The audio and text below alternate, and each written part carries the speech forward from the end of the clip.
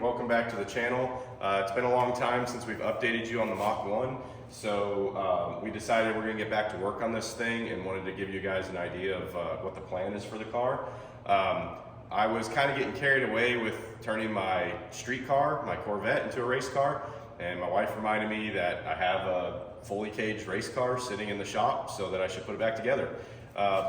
Big driving motivation for finishing the car. Texas 2K is coming up in March of next year, and we are trying to get the car done so that my dad can race the car in the street car class there. We surprised him with that news. He beat cancer earlier this year, and we wanted to do something really kind of cool and special and make a memory for him.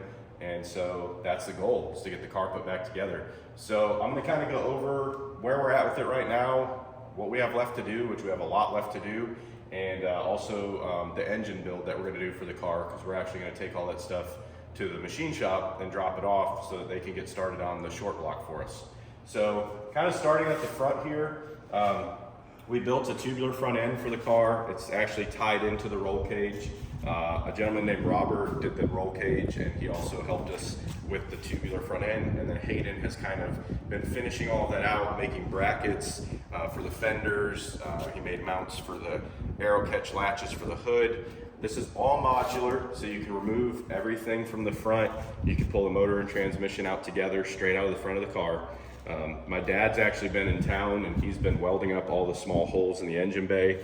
He's gonna patch up, you know, we used to have a grommet here in the middle of the firewall, so he's gonna patch that up as well. And we just wanna make sure if there was ever a fire, that the firewall is completely sealed off and, you know, can't get in to harm the driver in any way, whether it be me driving it, my dad driving it, or one of my friends. Because, you know, I have a lot of friends that help me with the car, and I want them to get the opportunity to drive the car as well. So kind of coming around to the side of the car, we went ahead and updated the cage, so it's now got a 25.5 cage in the car. We did an update from a 10 point, so the easiest thing to do was to do the 25.5. We did this back in 2020. Now they have kits where you can get fully welded 25.3 chassis and just cut your floor out and put them in. If we do exceed the limits of the cage, we may look to do something like that later, or we may just buy another shell and start with that and swap everything over. So, but it's got plenty of cage for the time being. It's got all the same gusset sizes as a 25.3. It's got through the floor subframes that are all tied into the cage. So the cage is a great cage. So I feel like the cage will be very safe, whoever's in the car. Obviously the rear end's out right now. Gonna be cleaning up some stuff under there, just smoothing out some slag from welds and things like that. And we have some surprises coming for that as well. So let me take you guys around to the front of the car and show you what the plan is for the motor. So for the motor, we did elect to stay with the Coyote based setup, partly because I have so many parts already for doing a Coyote swap. I thought long and hard about doing a big block in the car, but I think for the time being that the Coyote was the best route to go, and that platform has been absolutely crushing it lately. So that's what we're gonna go with. So let me show you guys what we're going with for parts. So we are actually gonna be using a Predator block, which comes in the 2020 and up GT500. This is a closed deck block, so between the cylinders here, this is actually closed. We're on a normal Coyote engine, this would be open. So this adds a lot of strength in the deck of the block. There's actually some guys that have gone well into the 7s on these without any sleeves in them.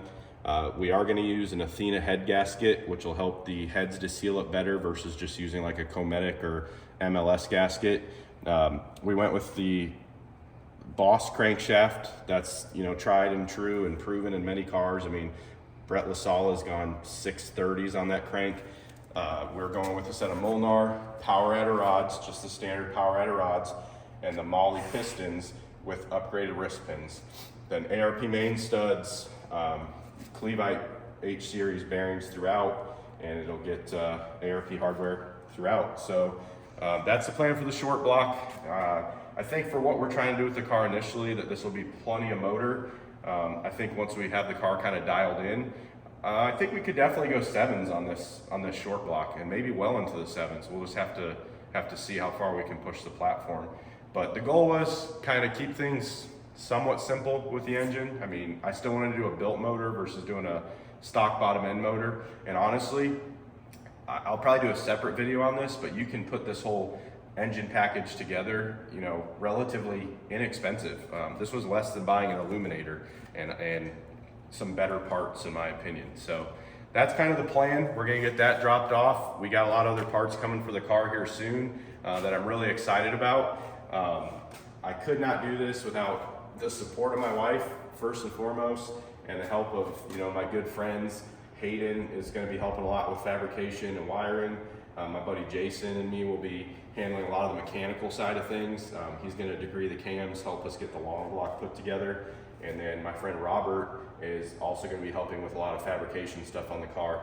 So it's gonna take a village for sure, a team effort to get this thing done and tested before Texas 2K.